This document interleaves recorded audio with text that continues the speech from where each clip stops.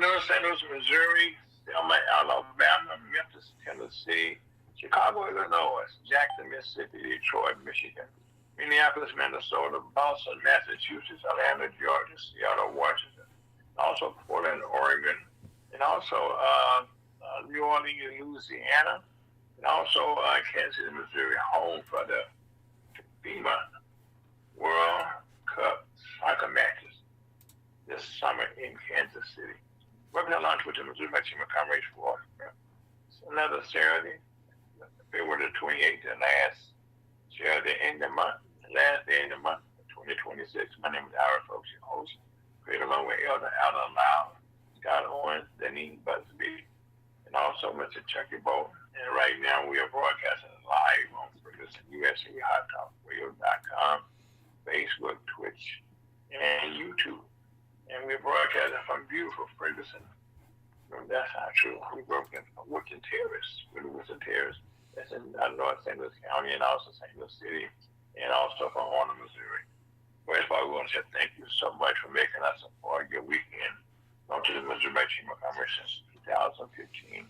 Every Saturday, without fail, we've been able to come into your homes since 2015. We want to say thank you so much. And if you missed today's show, or miss parts of today's show, we can be heard again every Sunday and Wednesdays, same times between 1 and 3 p.m. on these same platforms. So right now, we just thank you very much for your weekend since 2015. God, that's a long time, brother. Long time. And also, Scott, how you doing today, sir? I'm too blessed to be distressed. Yes, sir. What is your type of weather? Is it for riding? Am I right? Oh, yeah. Tomorrow's going to be a little chilly, though. Scott, we had 7 degrees yesterday. Yeah, we're going into 30 degrees tomorrow. Well, yes. Welcome to St. Louis. Welcome to St. Louis. Well, next we're going to have a prayer with the other out loud. Pastor of the Water for Valley Chapel Church located at 5547 Little Avenue, St. Louis, Missouri, 63120. How you doing, sir? Fine. All right. Let's bow our head. And this is last week's Heavenly Father, clip. So we thank you for waking us up this morning. You didn't have to, but you did. But I have we thank you for blessing the universe, Heavenly Father. Blessing everybody in the universe. Some went to sleep, some didn't go to sleep. But those that went to sleep, hope that they were saved. If they weren't, they in hell. And those that still woke, that they're all right, and they get on board before it's too late for them if they're not on board. And Heavenly Father, we just thank you for your wonderful gospel, how that Christ died for our sin, was buried, and rose again. I continue to believe to the saving of the soul, continue to make heaven your home before you sleep and after you sleep. Heavenly Father, we just ask you to continue to bless everyone in the universe in Jesus' most precious name, and that we have a wonderful fellowship with you. Amen. Amen, amen, and amen. Thank you, sir, for those beautiful words, and that allows, if ever was a time for prayer, it is now a time for prayer. All right, the subject, I'm in John, the 3rd chapter of John. That's what we're going to start with. But the 3rd chapter of John, the 3rd chapter of John is the gospel, the new birth. The gospel is the new birth. That's why this is the only message that get people to go back to heaven and be with God forever. Okay. Is believe in the gospel. It's the 3rd chapter of John. The J in John means Jesus. Amen. The O means omnipresence. The H means holy. The N means nation. Okay. Say it again, Rev. Say it again 3 times that you tell us already. The J means Jesus. The O means omnipresent. The H means holy. And the N means nation. The J means Jesus. The O means omnipresent. The H means holy. And the N means nation. I can relate to that, sir. I can relate to that. The 3rd chapter of John, in the little 4th title said, Jesus and Nicodemus, the new birth, compared with verse 3. There was a man of the Pharisees named Nicodemus, a ruler of the Jews. The same came to Jesus by night and said unto him, Rabbi, we know that thou art a teacher come from God. For no man can do these miracles that thou doest except God be with him. Jesus answered and said unto him, Verily, verily, I say unto thee, except a man be born again, he cannot see the kingdom of God. Nicodemus said unto him, How can a man be born when he is old? Can he enter the second time into his mother's womb and be born? No, sir, he can't. Jesus answered, Verily, verily, I say unto thee, except a man be born of water and of the Spirit, he cannot enter into the kingdom of God. That's how you're born again, by the water and the Spirit. That's the Holy Spirit birth, new birth. Amen. That's the new nature. That which is born of the flesh is flesh. That which is born of the Spirit is spirit. Marvel not that I said unto thee, ye must be born again. The wind bloweth where it listeth, and thou hearest the sound thereof, but canst not tell whence it cometh, and whither it goeth. So is everyone that is born of the Spirit.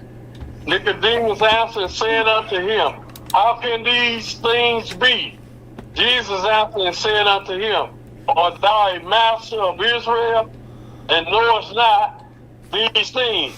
The reason why they didn't know about the gospel, because they weren't saying of the gospel. They were talking everything but the gospel, and that's why people are so confused in the churches today. They said they think that the water baptism saved them. The water baptism, if you go down in the water, not believing Christ's death, burial, and resurrection, you're going to die and go to hell. But if you go down there believing, then you pass from death into life before you sleep and after you sleep. Verily, verily, I say unto thee, we speak that we do know, and testify that we have seen, and you receive not our witness. If I have told you earthly things, and ye believe not, how should you believe if I tell you of heavenly things? And no man hath ascended up to heaven, but he that came down from heaven, even the Son of Man which is in heaven. And as Moses lifted up the serpent in the wilderness, even so must the Son of Man be lifted up, that whosoever believeth in him should not perish but have eternal life. For God so loved the world that he gave his only begotten Son, whosoever believeth in him should not perish but have everlasting life. The gospel. For God sent not his Son into the world to condemn the world, but that the world through him might be saved. He that believeth on him is not condemned, but he that believeth not is condemned already, because he had not believed in the name of the only begotten Son of God. And you're breaking up a little bit, Brother Allen. Huh? You're breaking up a little bit. Okay, I'm too close to the mic then. Probably. All right, how am I now? Sounds a little better. Doing great. Okay, and this is a condemnation that light is coming to the world. Men love darkness rather than light, because their deeds were evil. For everyone that doeth evil hated the light. He that cometh to the light, that his deeds should be reproved. But he that doeth truth cometh to the light, his deeds may be made manifest, that they are wrong in God. After these things came Jesus and his disciples in the land of Judea. There he tarried with them and baptized. And John also was baptized in Aenon, near to Salem, because there was much water there. And they came and were baptized. but John was not yet cast into prison. There arose a question between some of John's disciples and the Jews about purifying. And they came unto John, said unto him, Rabbi, he that was with thee beyond Jordan. Okay, I read with this small favor, okay? When we just kind of review what Christ is just was talking about here, okay? We're talking about the light. You breaking up. You breaking up. Yep. Well, we have some technical difficulties today early in the program. Well, let's take a small break and reconnect. All right. That'll work. All right, ladies and gentlemen, we'll be right back. Thank you so much, and welcome to Ferguson, USA Hot Talk Radio, talking with the Missouri Black Chamber of Commerce.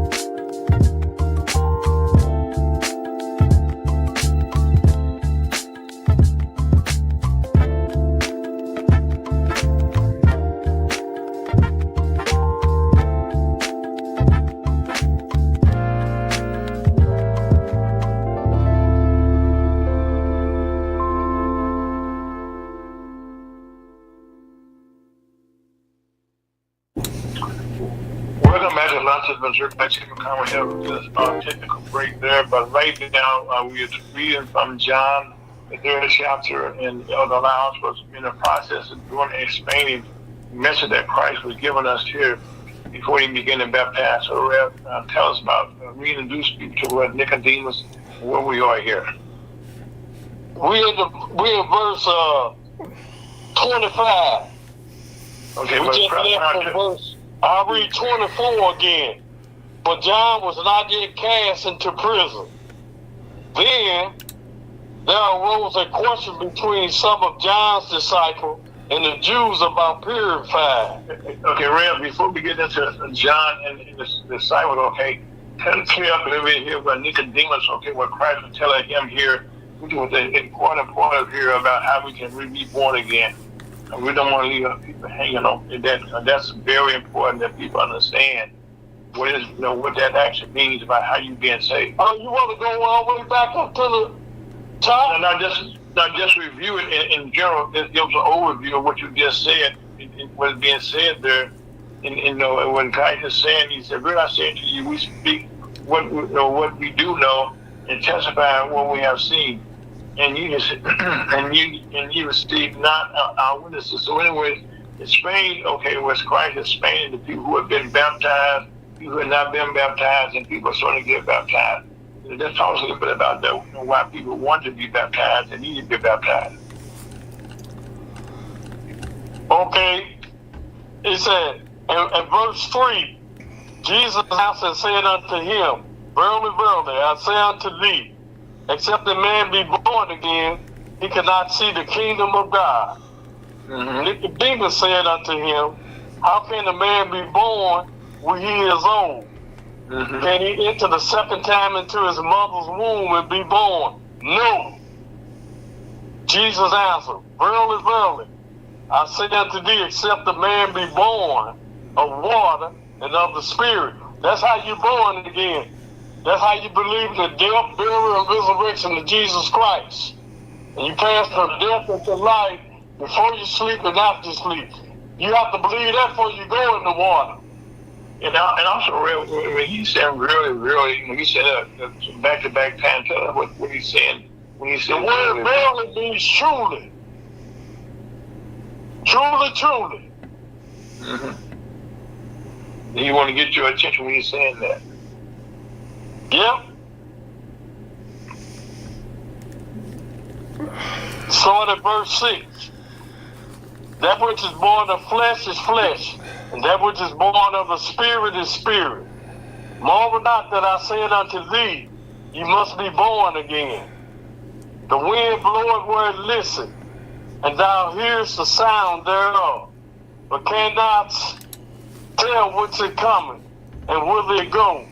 So is everyone that is born of the Spirit. Nicodemus answered and said unto him, how can these things be? Jesus answered and said unto him, art thou a master of Israel, and knowest not these things? Verily, verily, I say unto thee, we speak that we do know, and testify that we have seen, and ye receive not our witness. One other thing, let's go back to Nicodemus. Tell me, what does a Pharisee, since he described as a Pharisee, exactly what is a Pharisee? A Pharisee ain't nothing but a lawyer. Okay. The scribes and the lawyers, those were those Jews, those wicked Jews that had Jesus crucified. Mm-hmm. That's who they were. Okay, because in the Bible here, Pharisees, and people say, well, what is a Pharisee? Okay, so he knew the law, but he didn't understand. He didn't understand what God was saying. Now, the reason they didn't understand what God is saying because they was in unbelief. Mm-hmm. See, when you're in unbelief, you can't please God, but you might please yourself with your personal opinion. Mm-hmm. So right now, we have a lot of people, who listen to what Nicodemus was saying and what the Pharisees, the lawyer, was saying. There's a big difference in what actually takes place, and that when Nicodemus couldn't visualize, how can this take place? Because it's not on paper this way. And God, Christ was saying, this is a new thing and a new day, and that He came here to make a change in life, and to change our lives forever. We had to understand what He was doing, and nobody wanted to listen to Him. The reason why Nicodemus was a master of Israel, but Nicodemus cannot talk what he don't know. Right. So that's why he came that way, because he didn't know. And that's what they do in the churches. They keep the gospel hidden to the people. Why is that? That's why people say, I get baptized, I'm saved. I'm saved by going in the water. No, you're not. You got to believe the gospel before you go in the water. Water don't save. Belief saves. Jesus Christ, death, burial, and resurrection. That's what saves you from going up in hell. You go out in the water with them and can come with them. Okay. Okay, so you continue. Go ahead, sir. Right. If I have told you earthly things and you believe,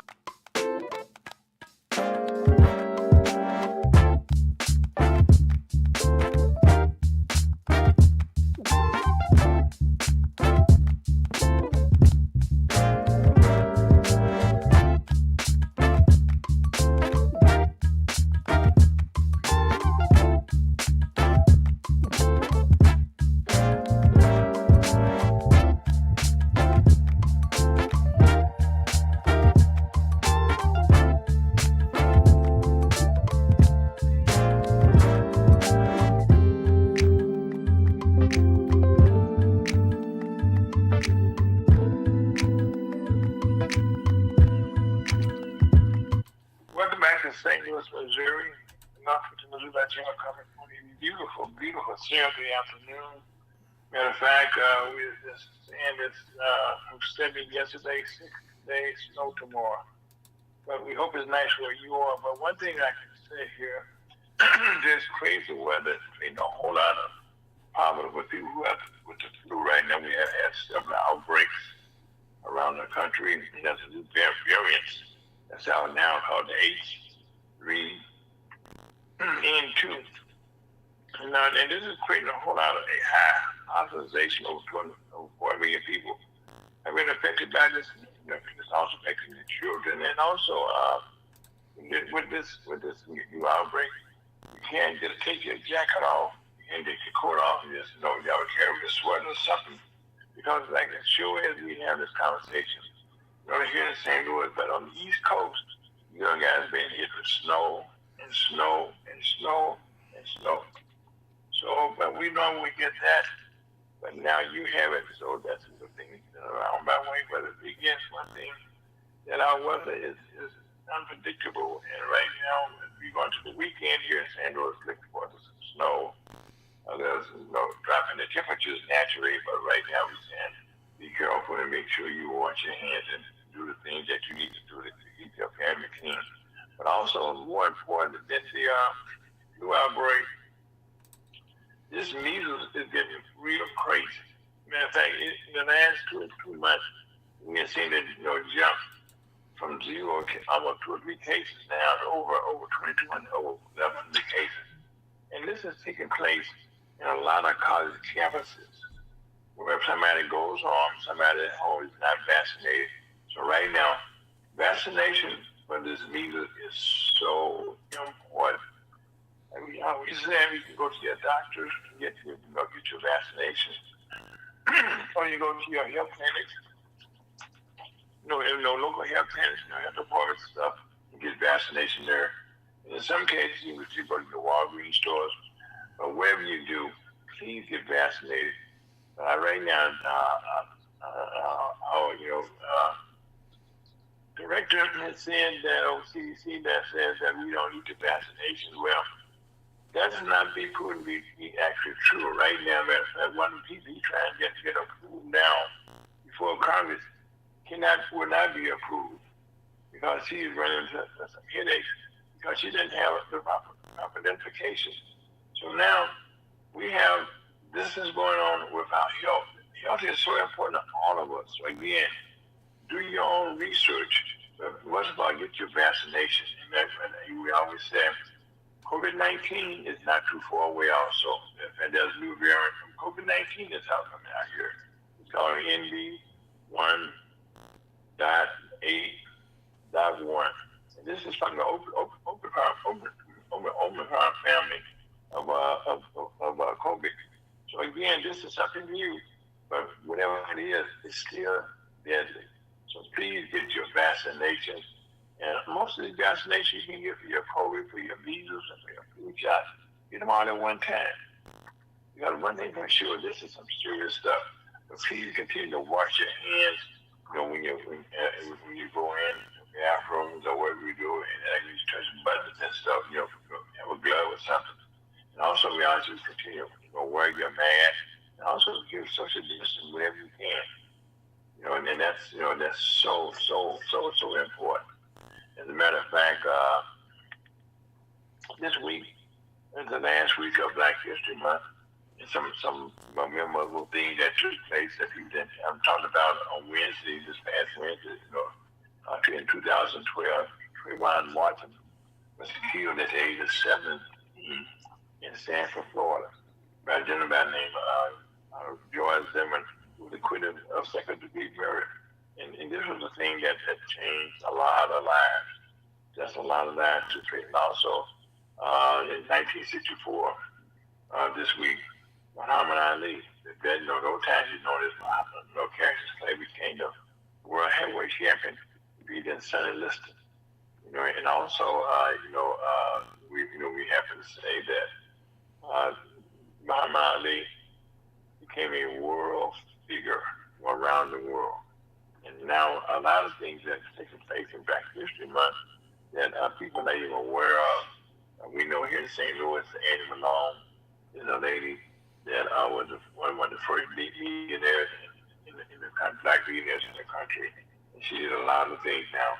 If you go about our daily lives, you're probably saying, well, blacks haven't done a lot, but I mentioned Madam C.J. Walker. She also was involved with the straightening comb, and all of that. That was back in 1905. And then it's something that we all come accustomed. I need now is this thing called a typewriter. And it was invented by black gentlemen back in April 7, 1885. And the stethoscope, and that goes back to ancient Egypt. Something else that we got away from, we used to use pencil sharpeners. That was invented by a black man.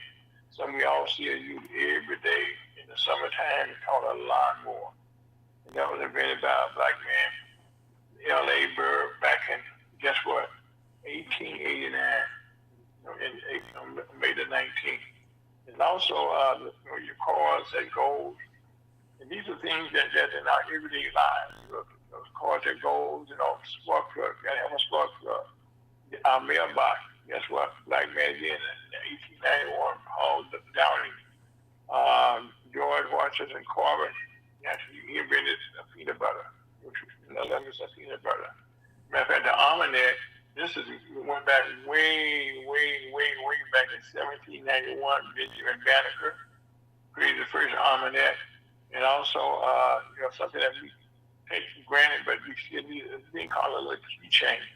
But now you put your bob on it for your card, but that was invented by a black man, Alfred J. Luton, in 1894. And also, this is something that we all have to have nowadays. We all heard about the motor, the car, and all that stuff. I was talking about this before, but the gentleman that actually invented the motor was Frederick M. Jones, June the 27th, 1939.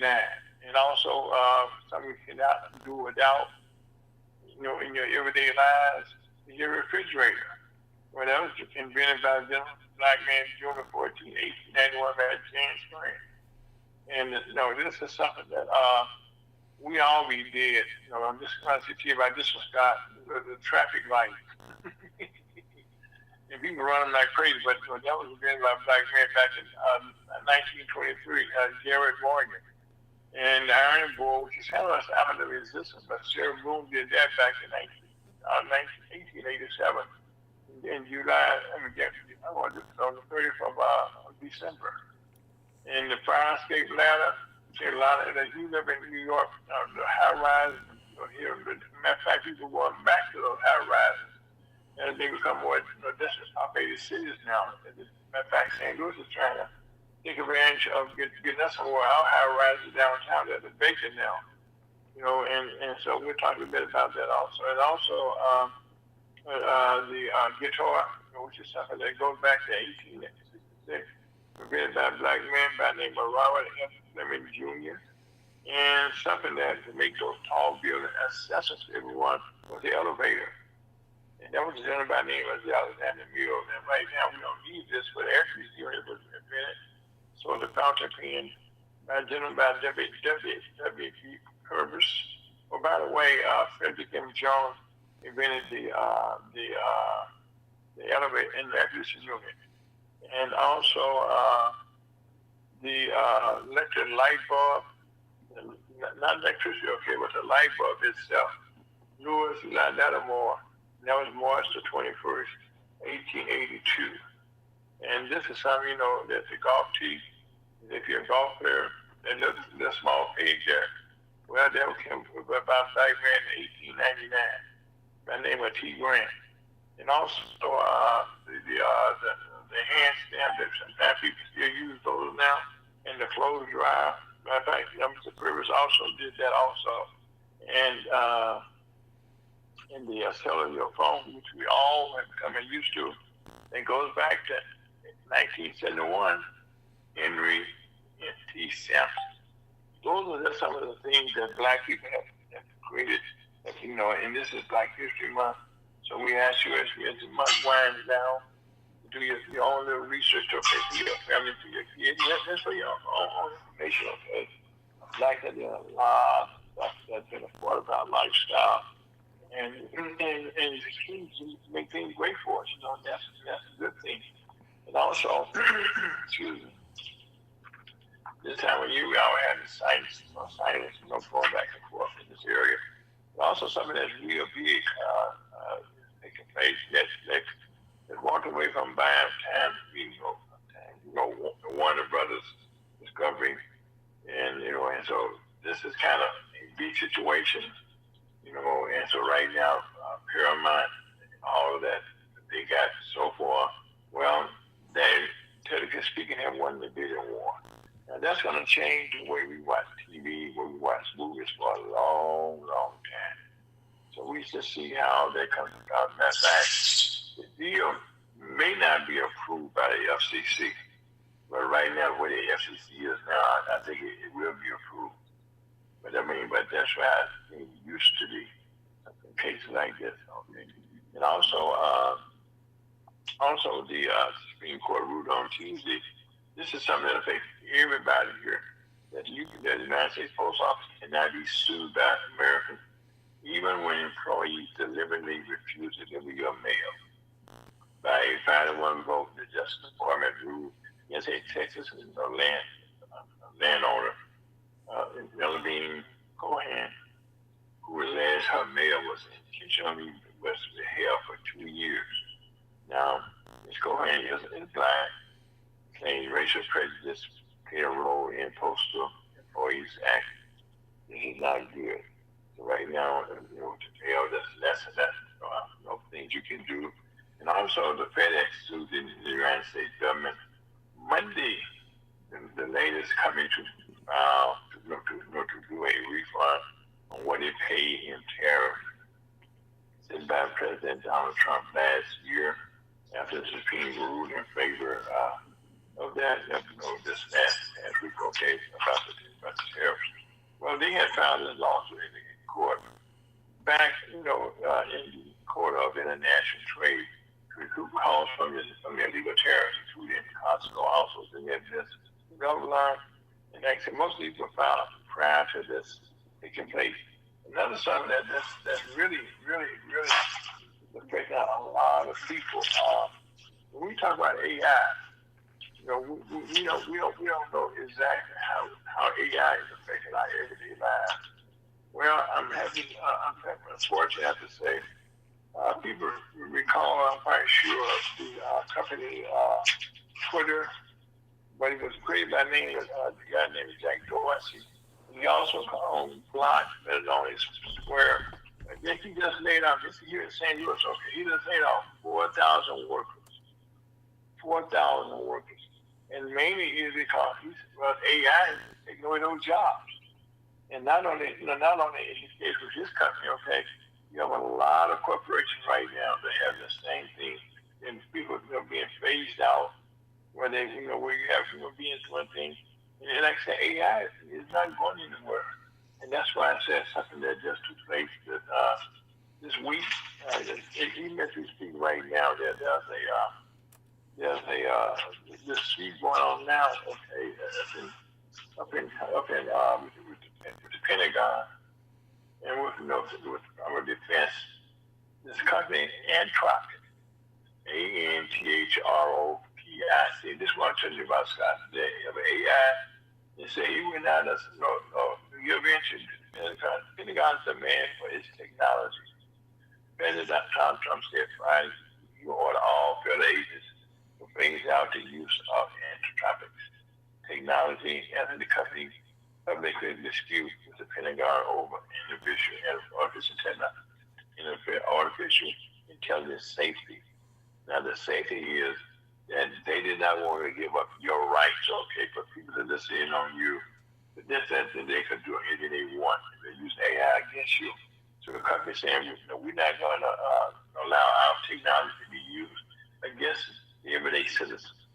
And not only is this the only one, OpenAI and Google, they also made the voice support. So they're not the only company that's saying they don't want this technology to be used by the Defense Department. Like OpenAI, Google, they also voiced their support. So this is something that's going to be, going to be going on for a little while here. Also, this is something that's going to change the way, AI. The AI is something that's not going away, and very slowly getting into everybody's life. And also, as it gets into our lives, you probably wherever you live at, you haven't heard about, you read about 5 data centers coming into your community. Well, right now, data centers have been around for quite a while, and all that means is all about pictures, all about our information is on your cell phone, pictures that you take. That stuff got to be stored someplace, and they put them in data centers. Now, it just so happened now that they run out of space in normal situations. And so now I know in here, Missouri, around the country, I've been following a bit. It's been a ban been trying to be put on against these companies coming in. And one here in this area was no moving forward. Excuse me, but he had ran into a problem with his finances because they didn't want to finance another thing. I mean, God should say that he had a problem with finances because right now most cities in this area are small towns. Matter of fact, one city right now is taking a step, which makes good sense, to hire a consultant to tell them the pros and cons for this city. Because again, it creates some jobs to build these things, but it's not a long-term job. Naturally, computers control only a few people that to maintain them. So right now, this is what is taking place right now, and also so we've been keeping track of that technology-wise. Is the shot, the moon shot. NASA said Friday you have to revamp it on this moon exploration program, make it more like the fast-paced Apollo program. Now, ever since it goes. So right now, they're making preparations to go around the moon. They're not going to land, they're going to go around the moon. But so that way they can take pictures all around the moon, make sure everything they need to do there. Okay, so right now, this we've been keeping track about that the launch had to be moved back. First of all, we had just hurricanes down in Florida. Then now we have this technical problem that had to be resolved. So now they're doing some redesign of the program. But one of the things about this, you want to get it right.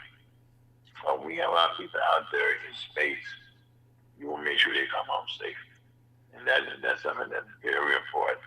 Again, that they don't rush this and get it right the first time, because it's like the only time where we get a chance to do this. And this is so important, so important, so important. And also, something that I think is very important. But there's been rumors that the president was going to attempt to use executive order to take control of our voting system. Executive order for the midterms. Well, he said he's not going to do that, and I think that's a good thing. Because so I understand now, he said he won't do it because the voting rights are controlled by the states. That's something that they have, and so and our voting information are controlled by our states. And right now, for him, to take control of that is going against the Constitution. So right now, he's saying he's backing off of that. Not so much resistance, okay, but time will tell. Time will tell. And also, another executive order, you probably not heard a lot about this, but the IRS, the workers that work there, they had been part of a union where, guess what? Thanks to an executive order that President Trump signed in April of last year, March of last year, where guess what? They are known to know you kind of the bargaining unit with the IRS workers have been terminated. And so that kind of called union buses. And there's be more about that, I'm quite sure, as time go by. And another thing that we're going for the news is, Scott, you had we thank you for your effort. You said you heard some of our resources that the Pentagon, well, I said, Defense Department was about to start cutting some of the benefits for the VA veterans and stuff. And there's something that was, being prepared to do, and the word got out to the department down, in the Veterans Affairs, the administrators in the program, and they told other people, and we all got busy talking to our friends. And Scott, thanks to you, get it to our state director for the VA, for the benefits and stuff. That program has now been, they're not going to do it. It's not going to do it. So thank you, Scott, for your help in that also. Well, remember, this doesn't have anything to do with the Department of Defense. This is the VA. Right, this is for the VA. So this is for the Veteran Administration. Okay, thanks, Doctor. The Veteran Administration. The Veteran Administration. So right now, they are backed off of this, and we hope that stays that way. Because veterans, last thing they need right now is to have a cut. And Scott, you gave me an example on why, they want to cut the benefits, because they want our veterans, to kind of pass away. It's a cost. It's a cost, but guess what? You can tell out that, if you call your congressman, call the people that you're dealing with, you can make a difference. And so right now, this difference was made. Scott, we want to thank you for your input also. And also, something that's very important to everyone, the mortgage rate continued to fall ever so slightly. Last week it was at 6.01, yes, we're down to 5.98. And this is continuing slowly going down, and that's good. Sometime in this, I think it's in May, the president have to appoint a new chairman of the Federal Reserve Bank, and the other one that sets the interest rate. So we'll see what takes place then.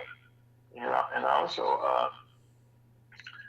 4 years ago this week, Russia invaded Ukraine, thinking they could get it done in a couple of months. But 4 years later, the war is still going on. And just this week, President Putin is still refusing to come to the table as he continues to barrage of over a couple hundred drones every day this week, and a lot of lives continue to be lost. And there's no peace in sight. And also, while we got this morning, we were informed, I should say, that the United States and Iran are at war along with Israel. As earlier this morning, there was some strikes that took place against Iran, and Iran is now taking some of our bases in the Middle East and some of our allies there. So, as we said before, I don't think this will be a war here like the one we had down in Venezuela. Because Iran, but they want to have a regime change. Well, to have a regime change, you have to have a lot of things take place. And right now, the Ayatollah, I think he's old of age, like we all are. And I think that he he's solidified himself. Can I say something? Sure, go ahead, Scott. I just want to remind you that only Congress has the ability to declare war, but we are doing military strikes. That's a different thing. Okay, tell the difference, Scott. Well, the difference is that unless Congress declares it a war, it's not a war. It's like Vietnam. It was never declared a war. Right. It's just you're right. It's not a war, so I take that back. We're not at war, okay? We just had a military strike this morning against Iran. Well, it's also being supported by Israel and Saudi Arabia. And Saudi Arabia. So we want to take that, okay, right. So right now we get here in St. Louis, we want to say that we ask for your prayers because in St. Louis City and County, murder rates continue to increase. Matter of fact, one thing is blatant that the local NAACP chapter is filed for investigation to a man that was found inside of a Union Station, the Metro Station. They took him to the door, took him out, put him on a bench, in the city, and left the man to die. So right now, this is going to be an ongoing thing. We had video of this, and also right now we're saying murder rates continue to increase in St. Louis. That's a good example there. So it's carjacking. My name is Aaron. Folks, this is along to the Mexico. I'm going to be right back with our very Mrs. S. Dr. Coffee Wright. Take it out here.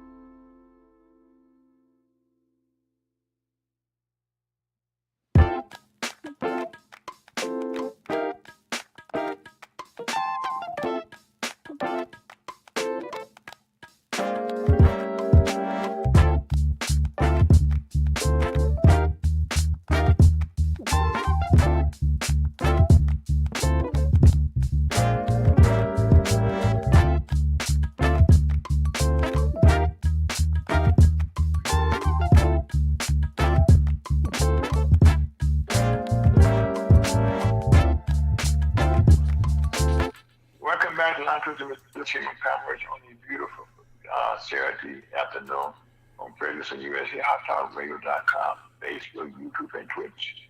We're broadcasting live. It can be heard again on this Saturday. Program in its entirety. Or you get us again tomorrow at 1 o'clock and Wednesday from 1 to 3. So now, without further ado, we have to have back again Dr. Coffee Wright. How you doing, Coffee? I'm well. Thank you so much for having me. Beautiful day in the loop. It's beautiful. This weather is unbelievable. Absolutely. Unbelievable. And matter of fact, see, you taking advantage of it today. I am. I'm at the Colored Troops Buffalo Soldiers 13th Amendment Park. Okay, now tell us exactly what is the 13th Amendment? What is it for? What is the name for? Well, the Colored Troops Buffalo Soldiers 13th Amendment Park is just what it says. It's a park dedicated to the colored troops, the U.S. colored troop soldiers. It's honoring them, all 300,000 plus. It was over 250,000 black men, and it was a lot of black women who pretend to be black men that joined the Civil War. It's also... Let's talk about that, okay, how the black women pretended to be men to get to want to fight, okay, in the war. Mm-hmm. I mean, and they made a difference. That's right. It made a big difference because it took everyone. Everyone made a difference. The runaway slaves, the free men, the women pretending to be men, and the white soldiers who were already battling. Because again, this was the white boys from the north against the white boys from the south, and there was no black people in this war. And unfortunately, the white boys from the north were losing. And so Harry Tubman, Frederick Douglass, Martin Delany, Sojourner Truth, all of them convinced John Brown, the white guy. They convinced Abraham Lincoln, hey, if you want to win this, you better go ahead and let the slaves, the enslaved black men or enslaved Africans, get in this war as well as the free men. And guess what?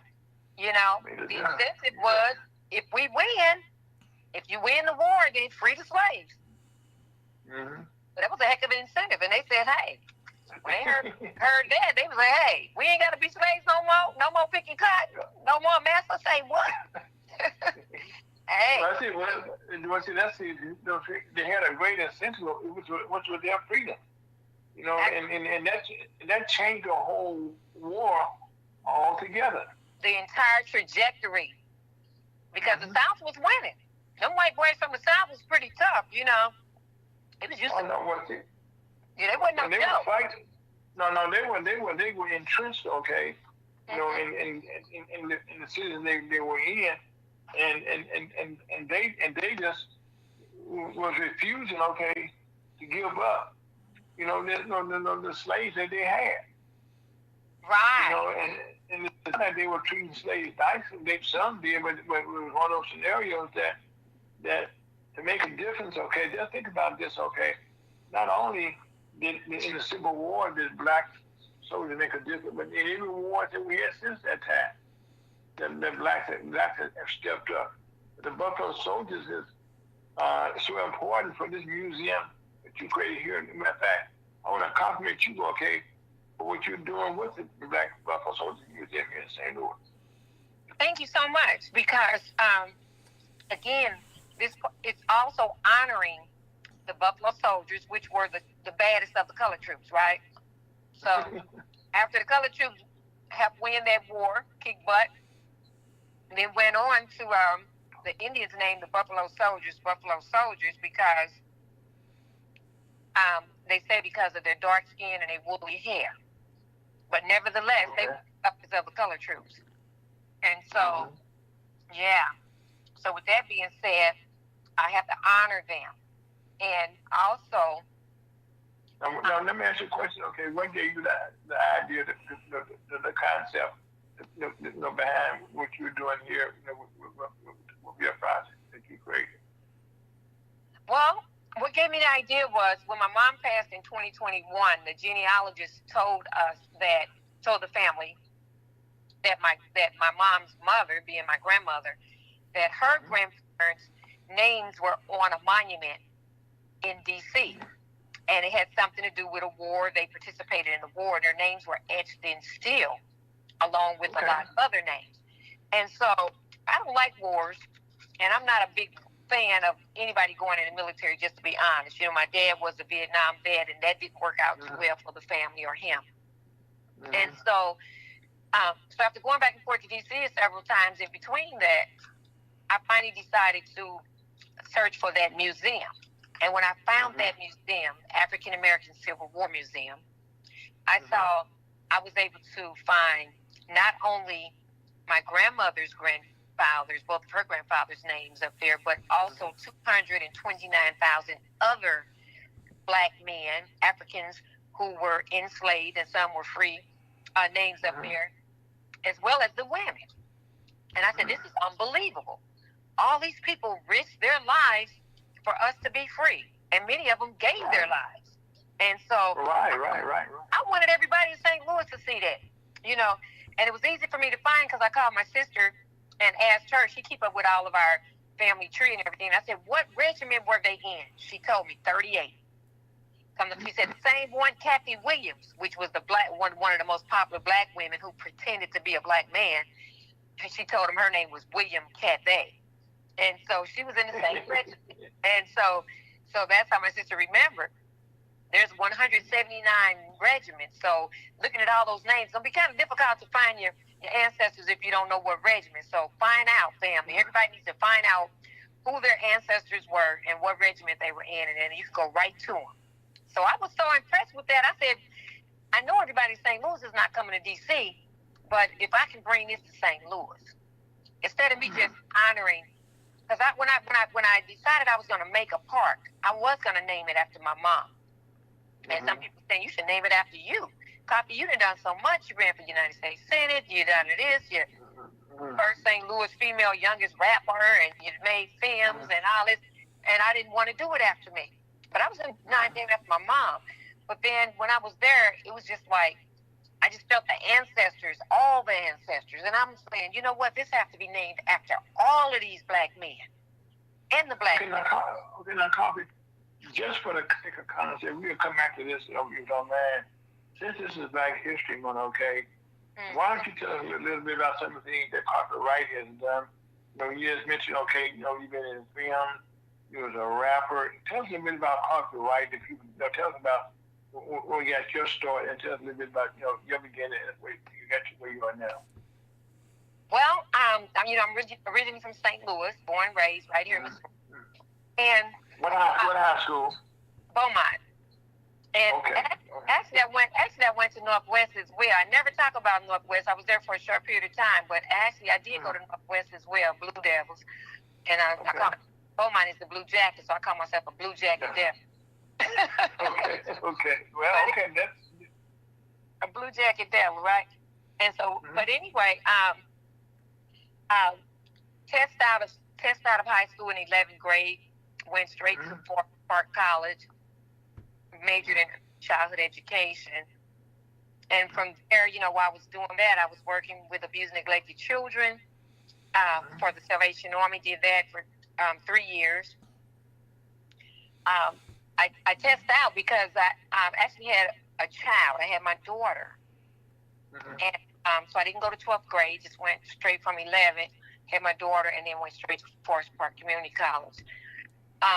Anyway, after that, I became an insurance agent. I was president club for 3 years, earned every trip they had to London, all over the country, and as well as out of the country.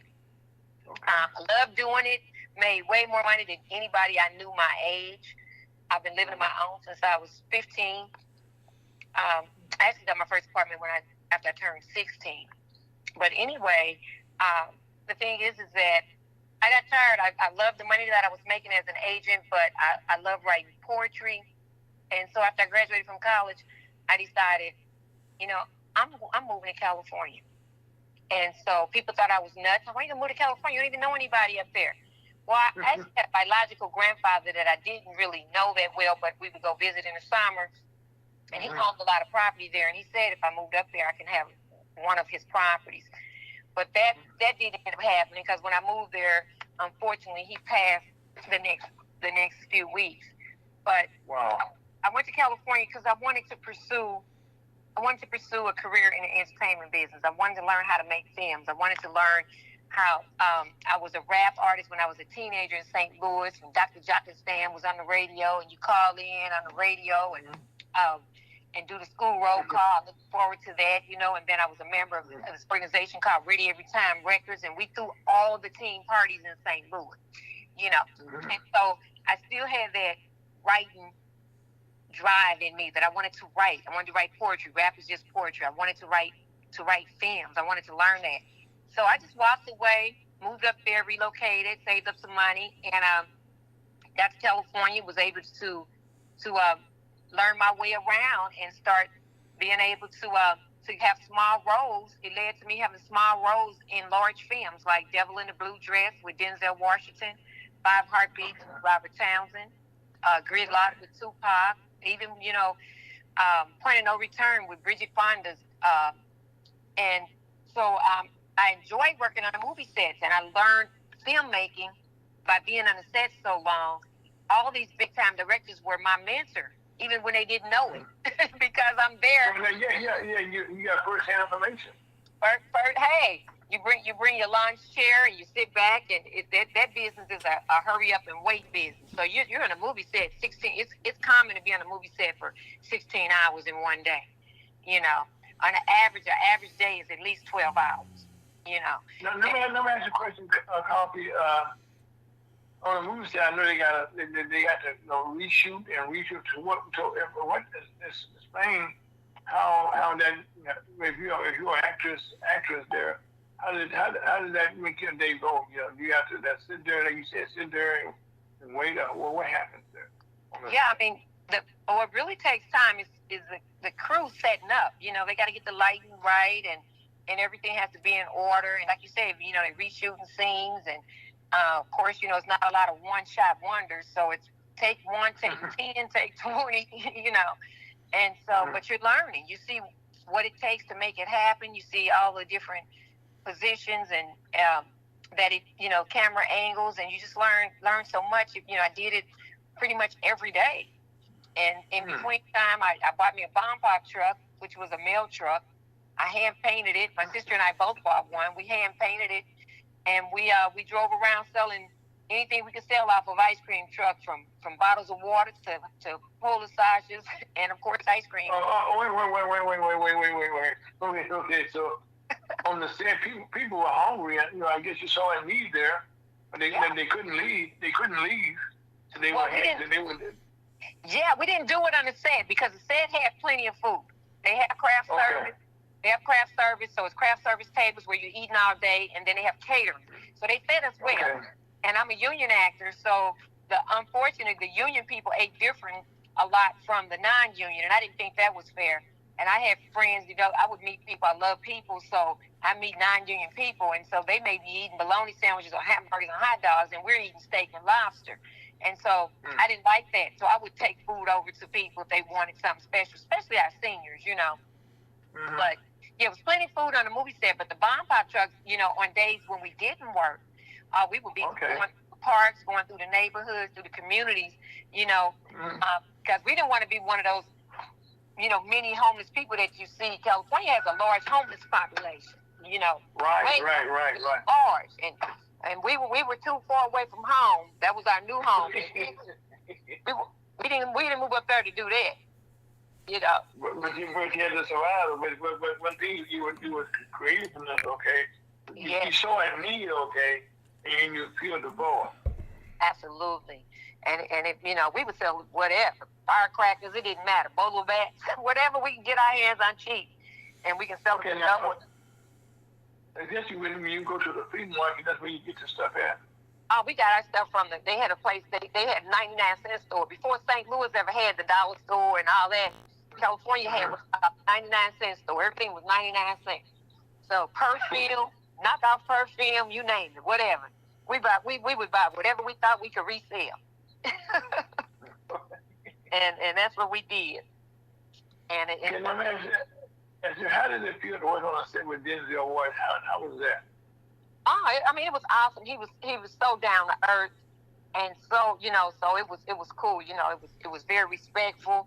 You know, he was very respectful. Paul Franklin, the director, was very respectful. I was shocked that I got cast. I mean, you know, when the audition happened, I wasn't even called for the audition. I just, you know, I hijacked an audition, and when I get there, they said, well, they had an open call.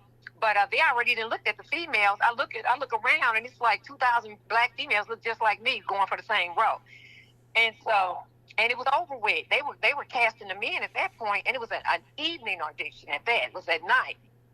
And so, yeah, so I was just looking while they was casting the men. I'm standing on my tippy toes just trying to see what was going on. And Carl Frank called me and said, asked my name and asked was I available to come in next day. And I said, yeah. So I get there the next day, you know, thinking, wow. Everybody's saying, wow, they had you come in, got all your information, all that. Wow, copy. And so I'm thinking, okay. Next thing you know, I'm waiting to hear from them. I'm working on the Fresh Prince of Bel-Air.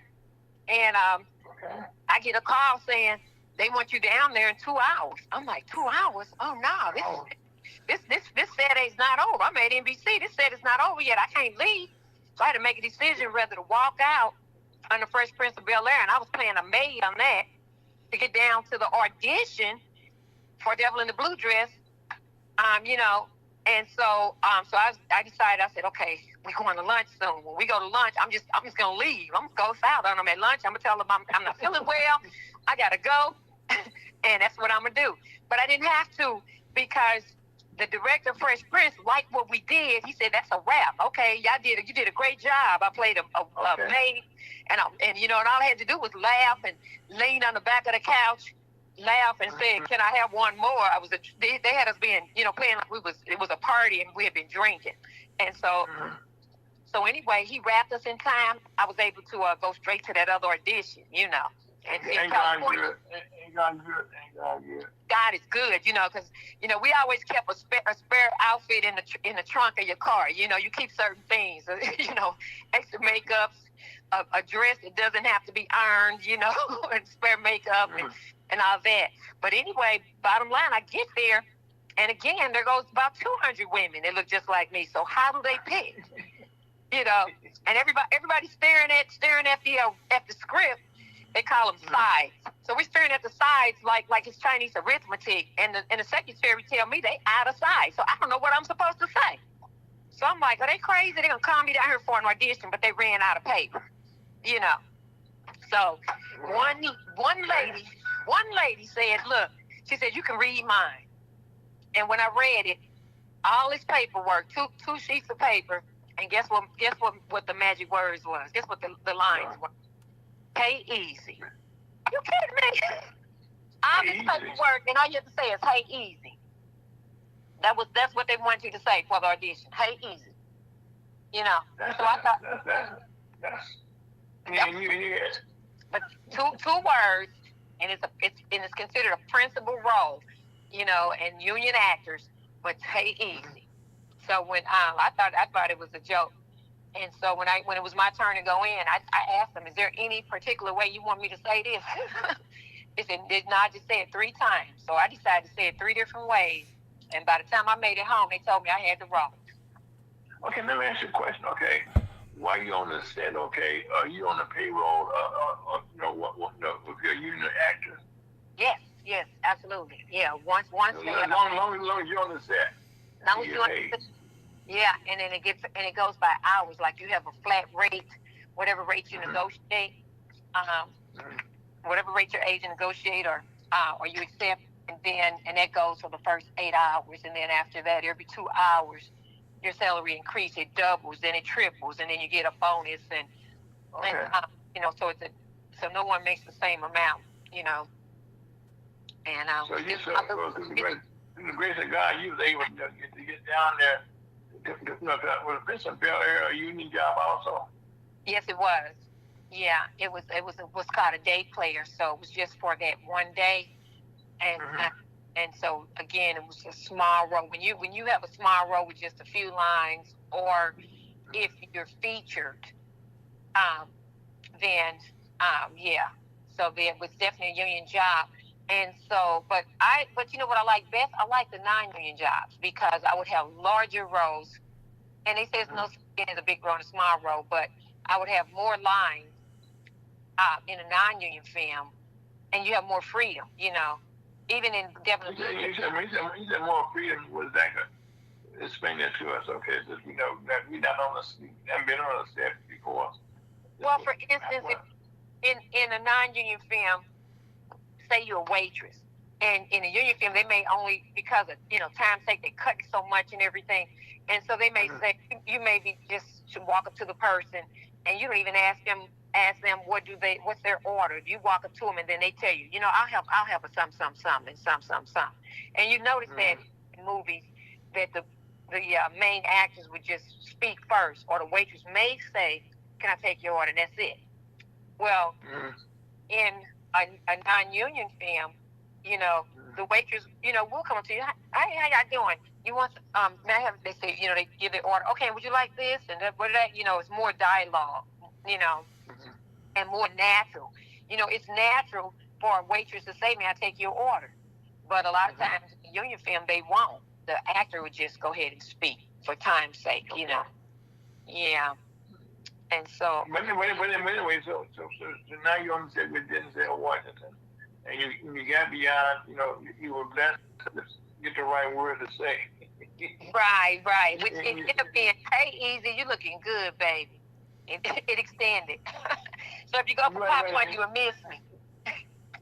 Okay. Don't blink or go for popcorn. You got to put in, go to YouTube and go straight to our scene. Put in Denzel Washington name first, and then put Coffee Wright, Devil in the Blue Dress, and then you'll see that scene. Don't go for popcorn. Wow. Yeah, and I still. How did that make you feel to be in something like that?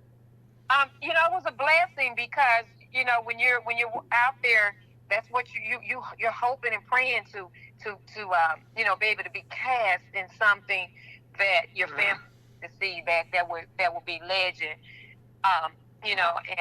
And so I appreciate it. When we were in the same hairstyling trailer, and they were shaving him and doing his hair at the same time they was doing my hair, and the other. Yeah, and so we were sitting right next to each other, and he was just an awesome guy, and so got a chance to meet pretty much everybody on, throughout the, different movies that I've had the opportunity to work on. Arsenio Hall, met Eddie Murphy, I auditioned for him, just everybody, Red Fox, Richard Pryor, all of them in different movies, Della Reese. So I just pretty much met everyone that I. No, you had a pretty good career. I mean, for somebody, I'm really okay.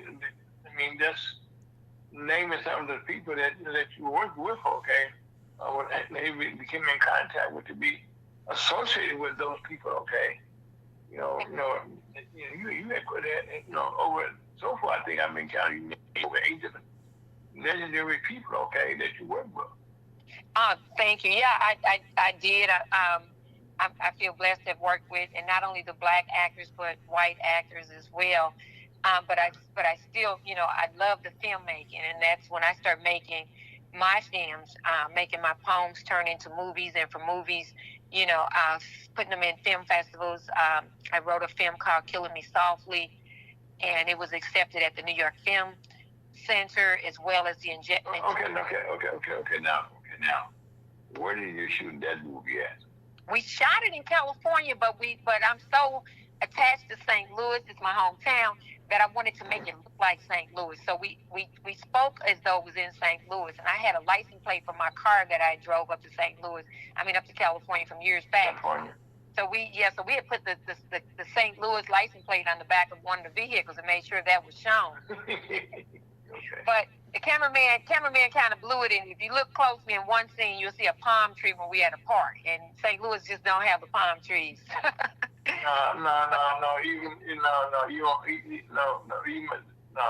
Right. So that's not true, Carl. That's not true.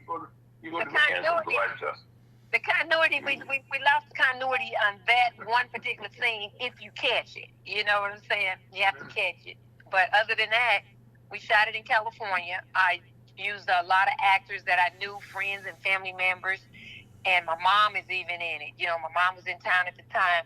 I'm always good about throwing in family members and friends of friends when I do a film, And so we did that, Killing Me Softly. It's available. You can see 2 15-minute sections, part 1 and part 2 on YouTube as well.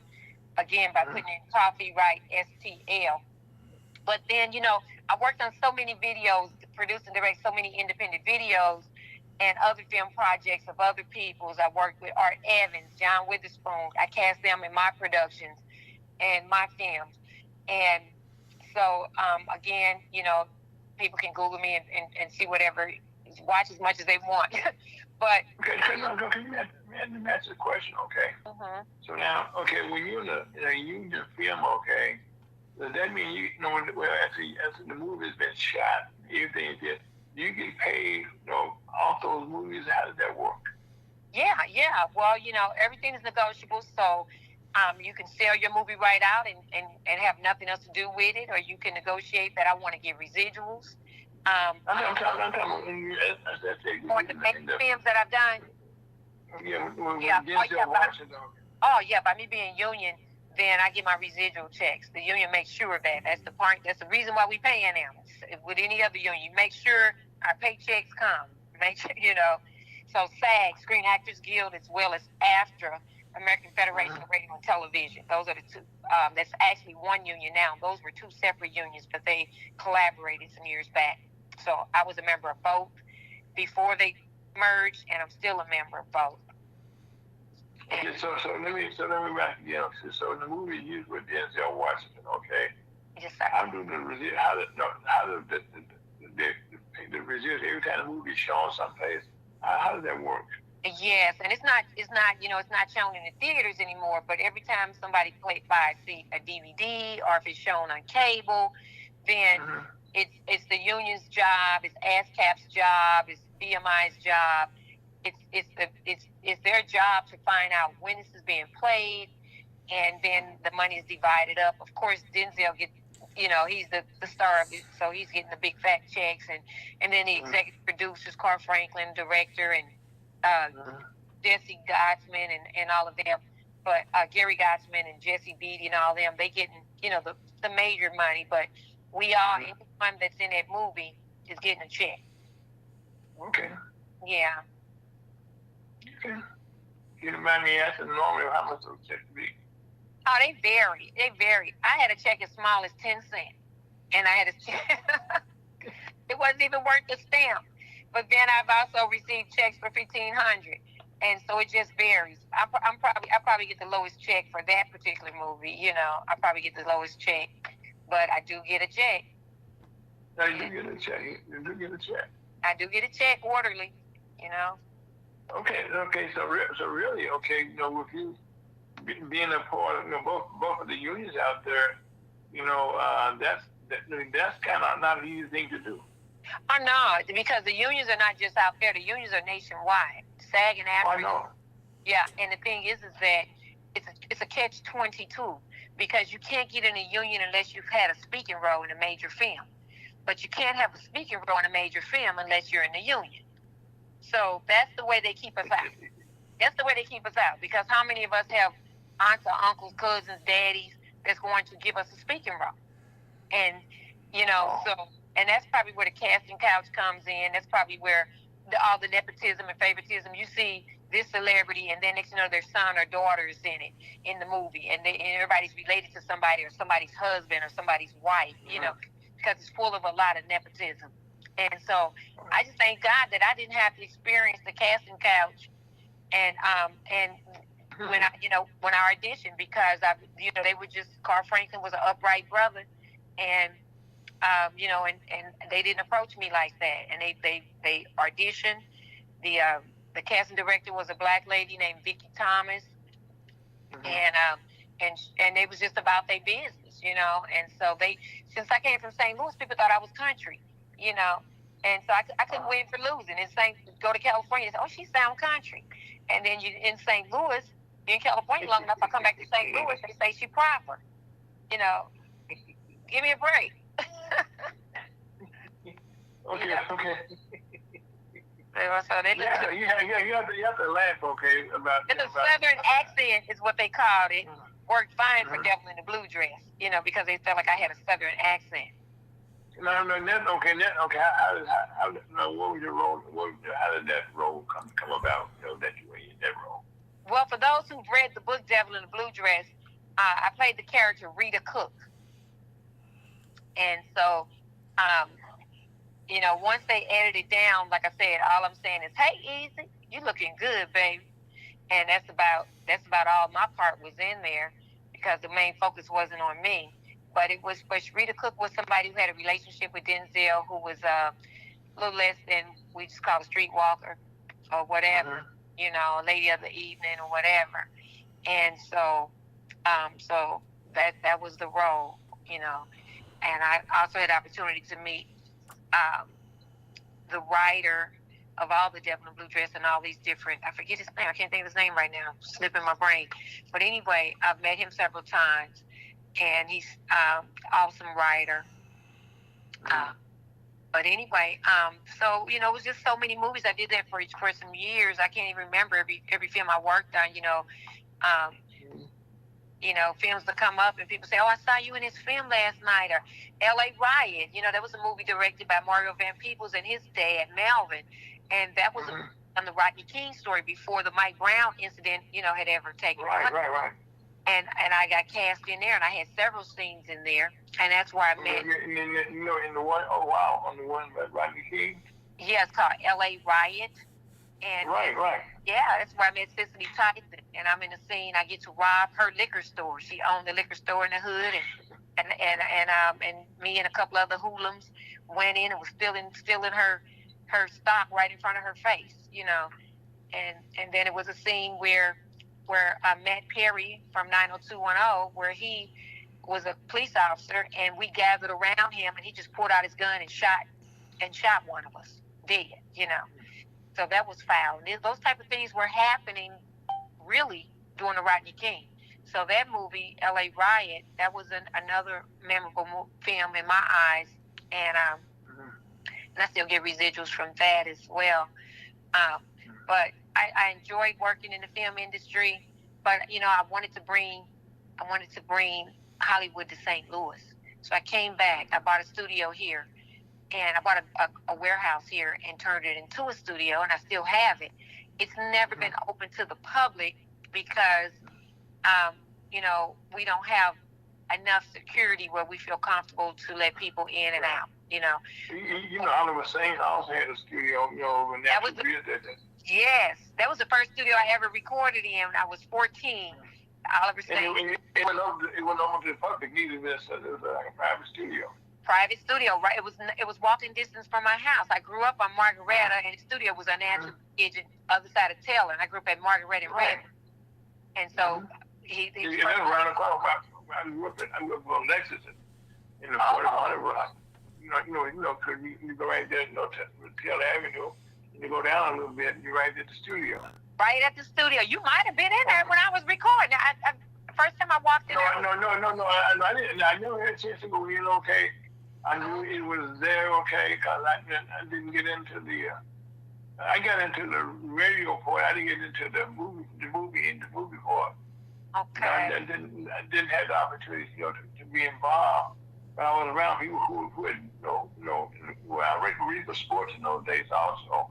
So I was on the entertainment side, on that side, where we were the entertainers, like Teddy, like people like that, Right. On the town, like, what's his name, Mays, and, people like that.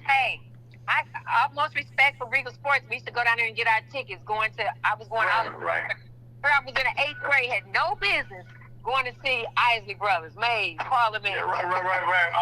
That amazing. Yeah, y'all would be backstage, okay? Right. My role with the sports, okay, was that, when someone was that Mr. Agnew, Mr. Massey, and all of them, okay, what we would do before the concerts, we would go to Regal Sports, we would go out back there, okay, and we'd get the money to go down to the Opera House, the auditorium, wherever we was going to be in. And what happened, it blew my mind the first time I did it, okay? And Mr. Marshall rode with me, and Mr. Agnew rode with a guy, in charge of security, okay? And named Donnie. Donnie said, stay close to me, okay? And we the sports are right there at Compton and with the Oliver, right? Yeah. Mm-hmm. And so what happened? He said, follow me, okay? Coffee. We went up 100 miles an hour, straight down to the Opera House. Well, and because he had, we were carrying over $100,000 of money. Wow. And we would go to the stage door, and then we would go backstage there and sit up the briefcases, and then that's when all of the managers would come in there to get their money. Before they wanted cash money.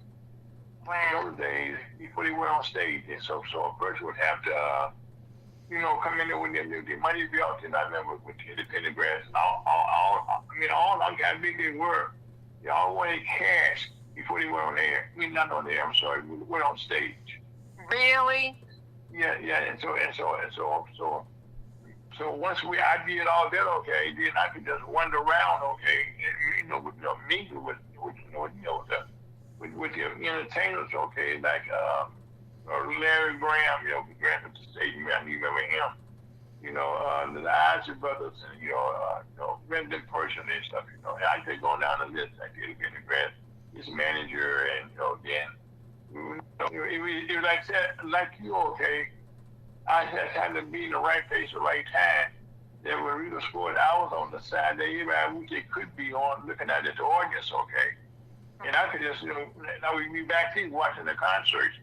So later on in life, okay, it felt funny me buying a ticket to go to a concert. Right. I know. Exactly. I understand that because you used to get in free all the time. We used to buy the least expensive tickets, and my sister and I, and we would buy balcony tickets, but we would be on the bottom floor, front row, and then we would try to always get backstage. I knew what was it, Ron O.J. and Yeah, right. Yeah. Remember those guys? KTZ, right? All of them, right? Yeah. Yeah.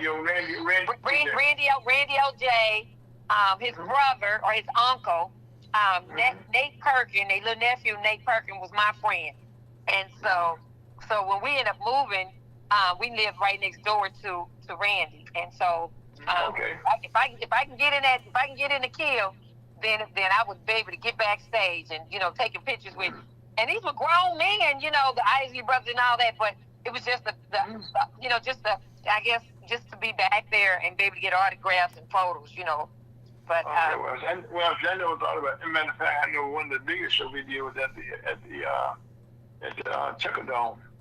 Where I was very impressed. That he was so funny. In those days, Jim Gates was we had tickets. People. Well, what happened before a concert? We had to go around and pick up all the money from all the outlets that sold tickets, right? And that would give us the money that we needed to pay the artists, right? So Jim Gates had a Rolls Royce in those days, and he was responsible for picking up the money on the east side. Well, Jim Gates was late coming down there with the money. And I never over Mr. Agnew was almost about to have a heart attack, And when Jim came in, he stuttered, But all this stuff we going behind the scenes, Yeah. And people never knew.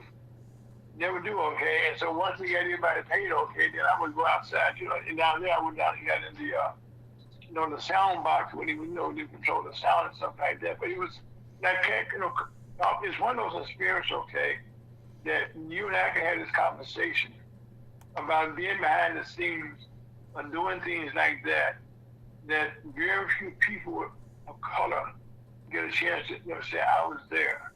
I was backstage doing this. It was just a rarity. The guy named DJ G Wiz, I don't know if you're familiar with him, but he did a documentary called Background Check. We had the screening last Sunday, and he gathered all the rappers, DJs, and dancers from back in the day, from starting in '79, I believe he started, and it interviewed us through the years, and he put that on. He showed the documentary of it, and it was just amazing. But I saw it in '76. That's when I did my first radio show. So he got to get you. I don't know how he missed you because he has the people you named, and so he couldn't get everybody. But I gotta let him know you missed somebody. You missed it because you had your own radio station, right? Right. At that time I was with KBBY FM. And matter of fact, that's where I told the story last week. One day. That I ended up going down to the station because of Jesse Jackson. He been put to rest this weekend. He came to St. Louis for a rally for Congressman Clay, and it was being sponsored by the Coalition of Bacteria Unions, and some other people. And I was for the coalition, and so as it turned out, I was on stage with all of them. Congressman Clay. Judge Banks, then it's going, all those heavyweights. Ira, it has to be a documentary just done on you because, you have done so much, and people have told me so much about what you've done. Jonathan Lancaster was excited, told me, I interviewed him. I got a chance to interview him. He said you was first, because of you, that was his first opportunity to get in a radio station and go behind the scenes and learn so much about radio. And how you were general manager of a radio station and all of that, and man, I'm waiting on the documentary about you. You got to make sure that happens. You have to make sure. I was talking to a friend of mine, Deneen Busby, and she's part of our staff here, team here, and we were saying that when you're radio, okay, you don't think about what you just did. You work on your next project you were doing in California, okay? You don't rest on, you can tell them that I did this, I want to tell a story or write an article about it. But it's so important. It's so important. You don't it's important. I didn't say it wasn't important, okay? No.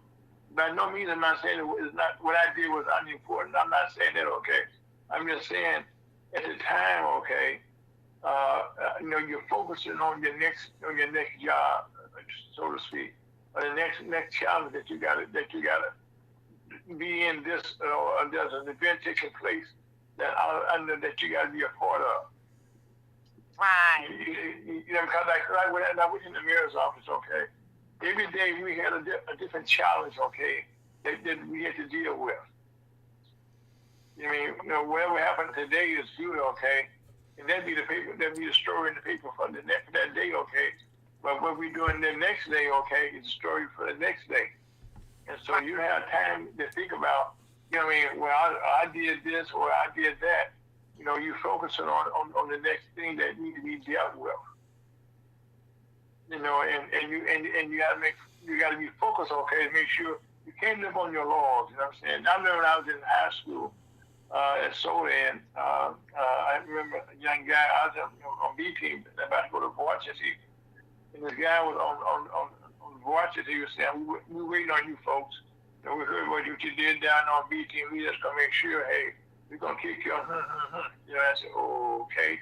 Well, from that point forward, okay, I started to think about, guess what? I gotta be better the next day than I was the day before. That's right. And I think that's a philosophy that I hear what you were doing. I mean, I'm just following you in California, that what you did the day before, okay, was history. I always say, today's history. What I do today is tomorrow's history. And so you got to kind of focus on what's going to happen the next. Like Scott will tell you, you've been doing me for quite a while. I do stuff, and we all do stuff, but we don't focus on what we did yesterday. Exactly. It's just because it's just part of the journey. It's part of the journey. Part of the journey. And when I talk to my grandkids, them sometimes, then then you talk about stuff that you did. My daughters or something, that they have been a part of stuff. Like my grandsons, will always tell me, but Papa, one right now is working with this guy's unbelievable, but he's working right now. He's a quantum engineer, and he's working, creating things now, in high tech. That where like IBM has reached out to him. For people like this, okay, but he's saying, well, Papa, I saw you were taking me to meet with you, okay, and I saw you sitting there at the table, negotiating or talking, okay, and at the time, coffee, I wasn't thinking about them watching me that closely, okay. Right. It was just part of. They would come here on the weekend with me, and we go to the radio station. I did the radio show on KTC that Saturday morning, and the rest of the day, okay, I would be down around Legal Sports, not the Legal Sports, down to Hudson, MSC. We would get together from there, have our meetings there. We would do our development over Dearborn Vanderbilt then. And so we would have our planning meetings, and after I left the station, we would go down there and work the rest of that afternoon, making some that development take place that we talked about now. That's where Alderman Kennedy's house was built on Washington and Sarah. I built his home also. But again, I'm saying I forgot about my radio days when I left to the station. Okay, the radio was behind me. Okay, I understand that. I had to go put my developer's hat on.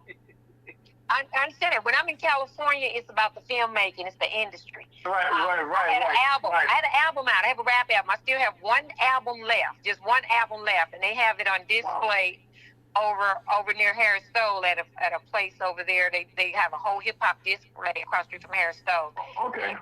And they have my album, and I would like it back when the display is over because that's the only one I have left. But when I'm in St. Louis, it's about real estate. I was in the real estate down here. I was an insurance agent, and then I became a real estate investor. and I know real estate inside and out. But and so I forget about that, and then a movie come up or something come up. There we go. It triggers, you know. And it takes my family member. It takes my family member to bring up something because I don't even be thinking about it. You know. That's my point. That's my point. Okay, about me. It takes them to say something. Oh, Coffee, tell them about the movie you did. Here go the movie this. Oh, don't let it be a family event.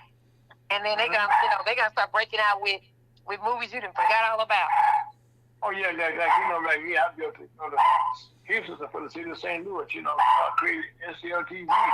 You know, that's still going on and stuff. You know, and you know, in fact, one Kelly over there, which is also when Emmy also on one of the programs that I support. I mean, that's what I said. You don't think about yourself, okay? Like today, okay, we finished this program. I gotta start focusing on next week's program. Right. In the program that goes for next week and next week, okay, and also about my business that we got our cell phone tower project also. Right. And so that's what I say. We don't have a chance to just linger on those things, okay? But guess what? We're so blessed, okay, that we can have a conversation on our station here, okay? That we're sharing information with black businesses and business owners, okay? We let them know that they got to keep on stepping, so to speak. Yes. Right? I mean, and that keep on stepping was a song that came out years ago. Well, didn't know what it means then, okay, but now you got to keep on stepping, okay? Right. That's right. You know, if you're gonna keep track, you can't just sit there and say and in St. Louis, okay. Now I wasn't born here, okay, but so many times I see people who can tell you all about what they did years ago. I mean, but what have you done today? Right, and staying relevant, you know. Yeah. And so, Candy, years ago I did a graduation speech for a vocational training center. You know, they gone now for the most part. And in the speech I gave, what you call it, the speech for the graduates there. You know, I use an example. In those days, I just was dated. Janet Jack had a son. I'm back there. What you done for me lately? And so I just kind of took my name Ira and said, and broke it down. So Ira, the I means that when you came to school here, you took the initiative. So I stood for initiative, okay? Okay. And then the R stood for resources or energy, to go get the knowledge and stuff. And that's where you came to this college here to get the information, to get the resources that you need, okay, for you to be successful. And you read all about this, you know how to do it, what the requirements are. And once you got all your things into your system, okay, then, okay, you make graduation now. And so now it's the most important part, okay, which is the A. And then I gave them an example, okay, if you have a spaceship, it goes up, it's full of fuel and stuff, okay, and so I mean, but you got to go up, okay. And I gave them an example. You go into a room, it's in darkness, okay, and once you flip that switch, okay, that's action. You got light. And then I said, I'm going to put it with Janet Jackson. So you put those three things together, okay? I said, now what have you done for yourself lately? Wow. Use that our concept. How am I going to benefit myself? And do the things that can benefit my family. I went to school here. How am I going to put those resources together every day? Make sure I get paid. Right. Wow. That's another life. Wow. Well, you said why they make me feel like something, but that was again, like I said, I always say in another life. Another life, yes. But I also have so much for me. But let's get back to you, okay? Now we done went down a memory lane here, okay? But I wanted people to find out why I have Parker Wright on so much, okay? And she didn't even tell us about her career as she got into politics. But she ran for the United States Senate. But she went up against a lady that was a Bush Harris. What would I call Bush? She's the heir to the Bush money. Yes. Millions of dollars, okay. Billionaire, the billionaire. We get this billionaire, okay, and you came in third in that campaign.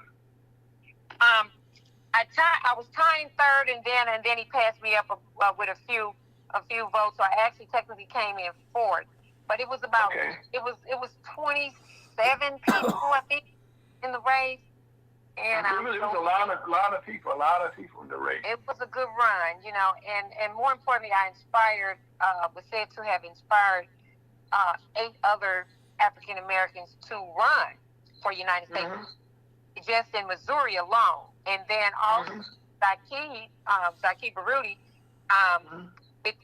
he's the one who asked me to run in the first place. And so Zaki challenged blacks to run all over the country. And so that was the record number where it had never been that many black or African Americans run for United States Senate ever. And so that was in 2022. But in 2018, when I ran against Claire McCaskill, I came in second place on the Democratic Party. And I forget how many people was in the race, and it was 20-something people in the race, but I came in second place. And again, Claire had millions. And she's a millionaire too. Oh, absolutely. My budget was less than $5,000. But no, Claire McCaskill's husband is a multi-millionaire developer. Okay, so they had the money. They had the money. They had the money. We didn't, but we had the challenge. Okay. They had the challenge. But see, Coffee, it's a determination of people, vote for people, okay, that look like them, not necessarily color, okay, but people that down earth people, okay. You had what we call a people campaign. And a people campaign is much more effective than a money campaign. Because when people can see you, hustling out there every day, and I ran campaigns, for people, and every day your strategy changes, or you meet new people every day. You're going into new neighborhoods.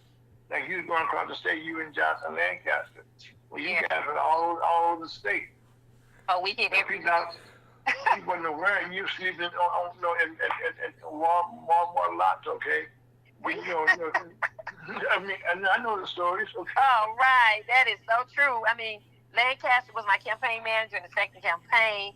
And like you said, we slept in cars on Walmart lots. We slept at the Quick Trip gas station. We wasn't in no $100 hotels. Every dime that we got. But you got to see, those are the things, okay, that you outwork all the rest of the people. Thank you. I mean, and those are the things, okay, that why I have Coffee come on, because it's these experiences, okay, that now, okay, we see now why she's so in love and so determined now about this Buffalo Soldier situation here. And I've been procrastinating, but I got a friend of mine that worked with the Buffalo Soldier out in Kansas. He wanted the members out there, his family had. And we have on the program, I've been on the program many times, so his wife Candace, but I'm still trying to get you guys together. And we can tie your museum into the one out there, the big museum, as I call it. That's where Colin Powell came down out there. And Wayne told a story, okay, how Colin Powell came down there and got involved and gave them national recognition, okay. Colin Powell went there and said, hey, this story got to be told. Wow. The story got to be told. And Wayne helped tell the story, okay. It's something that he did. And so that's why I said, see, what we do as blacks, and not just black, but people individually, you have to connect your resources to other resources. Yes. And when you do that, okay, being okay, we can say, I worked all I could today, the Bible tells you work while the sun is shining. Yes. You do all that you can do, okay, you know, the Bible tells us that do all that you can do the best that you can do.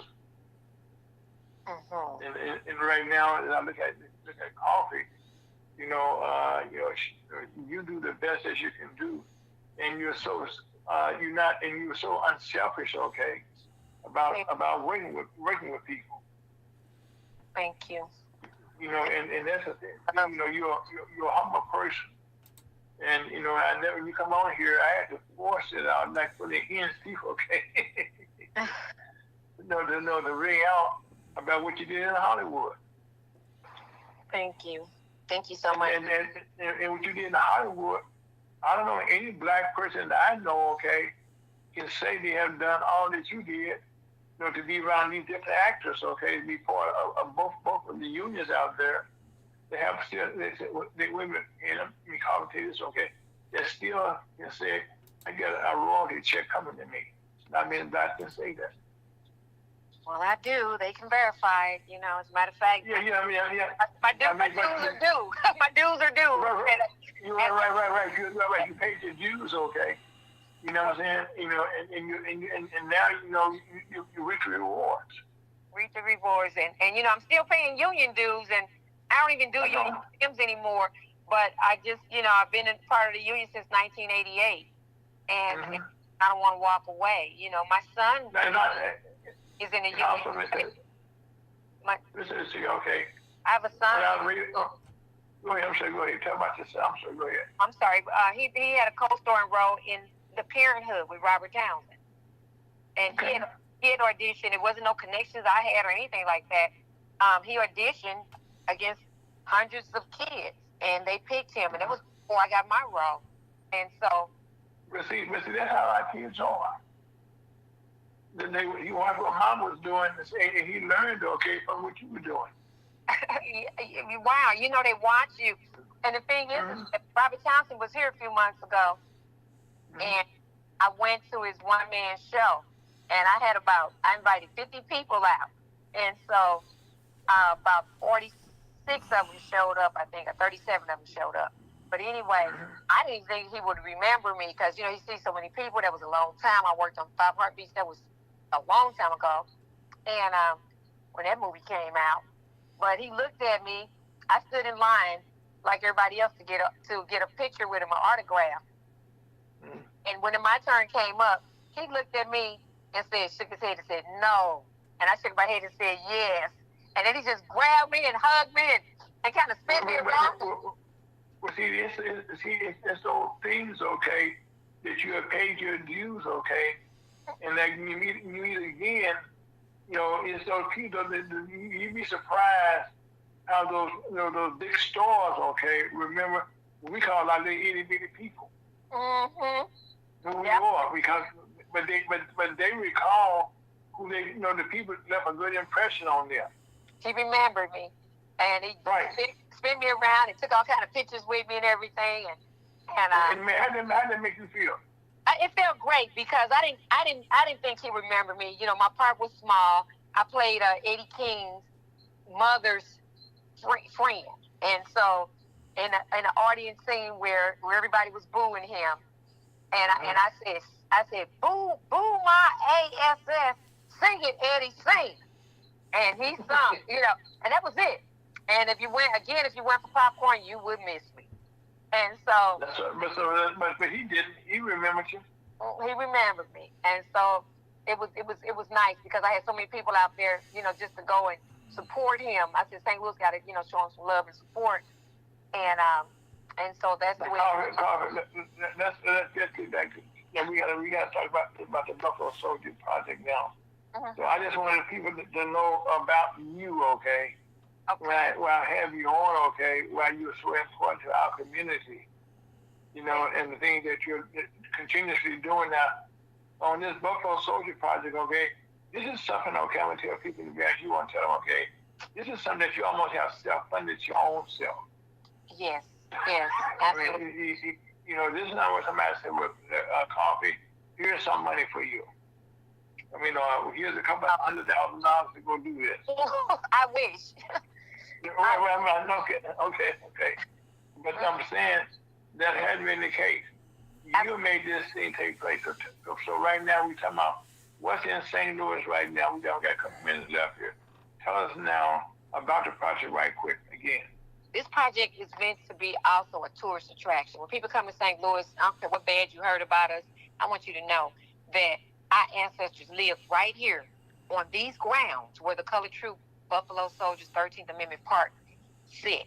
They lived right here. They ate, slept, was medicated. Some of them died. They had give us a location. 4007 Cassuth, right at the corner of Cassuth and Warning. 4007. You can Google us, family. This is in the heart of Fairgrounds Park. Fairgrounds Park is where the Benton Barracks was located, and that's where the barracks for the colored troops, for the runaway slaves and the black free men that fought in the war. And Fairgrounds Park was double the size that you see it now. And we sit right in the middle. We're right here in the corner of Cassuth and Warning, and the rest of Fairgrounds Park is gone. So we claiming it. We are where they lived. And so we have a statue of a buffalo 8 feet long, about 6-7 feet tall. We have a statue of an eagle with a 10 feet wingspan, and it's about 4 feet tall. We need help, family. We're asking any contractors, any carpenters, anybody. We need help to get this eagle up in the air. We need it 20 feet in the air, family, on a 20-foot column. This buffalo, we wanted at least 15 feet in the air. We have a bell from the 1800s, original bell, old church bell made at the Bell Company in Baltimore, who's responsible for making over 80% of the bells in this country. We have the bell. We ring it. It's the Freedom Bell. We ring it. For February is Black History Month. It's Freedom Month. The day, February 1st, is when the 13th Amendment was first signed, and we rung it then. And we also have a cannon with a 12-feet barrel. Wheels stand about 6 feet high, family, representing the white guy, John Brown, as well as his sons who lost their lives, were hung for trying to overthrow slavery, robbing, and overthrowing. You were the abolitionists. Yeah, abolitionists, that's right. So we dedicate that to him, and as well as the black men and women who followed behind him in trying to overthrow slavery before the Civil War. And so these are the monuments that we have, and we're trying to raise funds to get a fence to fence it in. And one of the ways we're doing that is allowing the public to be a part of this, allowing everybody. I can't put a brick with 300,000 soldiers' names on them. I can't do 300,000 bricks. So I'm letting you step in and get a brick with your own ancestors' name on it. Get your name on it. The great things that anybody has done to contribute towards our liberation, to move the needle forward, showing black people has done this. People has done this in the best interest of black people. If you're not black and you've done something in our best interest, get a brick with your name on it, and show, that you're on the right side of the fence. And so that money from the brick is going to pay for your brick, and any overflow goes towards our fence and our columns that we're purchasing to display these monuments and keep them safe. 5 minutes, Miss Larry. Okay, good. Okay, now look at that. How can a person participate? They want to make a donation, to the project themselves. They want to get a brick for themselves. Or just be a volunteer to help you out. How can they get it? Call me. I am accessible. Everybody know me. I am no secret. I'm Googleable. Or you can call me at area code 314-769-6067. 314. One more time. There you go. 314 is the area code. 769-6067. And again, you can Google me, family. Call me. No. One more time. 314-769-6067.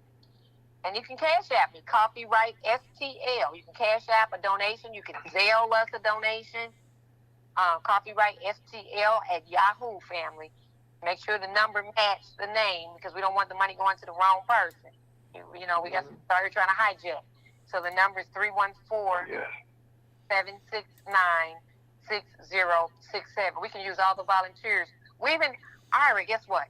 We even have a garden named Big Medicine. That's after York. You remember York from Lewis and Clark? Mm-hmm. The big black slave who really gave Lewis and Clark the entire tour and took them up and down Mississippi. Yes. Right. Yeah. Right. They trying to forget him. Downtown at the riverfront, they have the statue of Lewis and Clark, and they have their faithful companion. But guess who the faithful companion is? A dog. A dog. What? Not York. Yes. Go down. I don't know when you've been down there lately. I mean, he was a tour. I mean, he was the man that made it happen. He's the man that made it happen. The Indians wouldn't allow Lewis and Clark on the grounds of Missouri if it wasn't for York. You know, they loved him. They looked at him as God. No. Yes, the faithful companion is a dog. It's Lewis Clark, and they hold the dog, and it says the faithful companion. No mention of York whatsoever on that statue down there at the riverfront. So we're naming our gardens called Big Medicine because York knew what herbs was healthy, what herbs. Well, he was that's how he was raised. Okay. Okay. That's how he found out about all that. He was raised. His family raised him. Most people back in those days, okay, they were raised to know what medicines to take. Yes. You know, they were the farmers. Right. They would have different gardens, okay. People have different things they were raised, you know, and then because they knew, okay, these things were needed. Yes. You know, for them to survive. Absolutely. And so he, you know, they couldn't even eat. Lewis and Clark was sick as dogs, and they couldn't even survive. And he nursed them back to health. He shopped the food, did the hunting for them, and all of that. But no. Wait, what white people like me could come out here to nowhere and go anywhere without somebody out here get their guide, they tour, and take care of it. Exactly. Let's be realistic, okay? Realistically, you know? And so we're dedicating the garden. We named it York. We can name it Big Medicine. And I'm hoping one day we can raise enough money to get a statue of him and put it right there, you know? Have a statue. I got some ideas. We always have ideas, but we don't get together to take it to the next level, okay? But you and I will be talking. Now, listen to you. I got a couple of thoughts, okay, about how we can move those statues around also. Okay. Yes. Okay, because... Anyway, having said that, okay, the time is about to go. Give that number one more time. Area code 314-769-6067. Family, we need your help. We need everybody's help. If you want to be a gardener, you want to help with the garden, you want to help. If you just help hold the fence while we put it in the ground, you know, because we can use all the help. It's for real, family. It's a lot, you know, it's a lot of work, but we can do it, and because we have to set a date for the grand opening, you know, and now having said that, that's copyright. My name is Aaron, folks. Like I said, Turkey Bowl did in D.C. and Buzzing University came up. Guess what? This is my Christmas Chamber of Commerce on a beautiful Saturday afternoon on FergusonUSHotTalk.com. That was copyright. My name is Aaron. That's Scott. Thank you. Still touch you again next week. Life is good. Be safe. Not too much about Chamber of Commerce on FergusonUSHotTalk.com. Talk to you again next week. Life is good.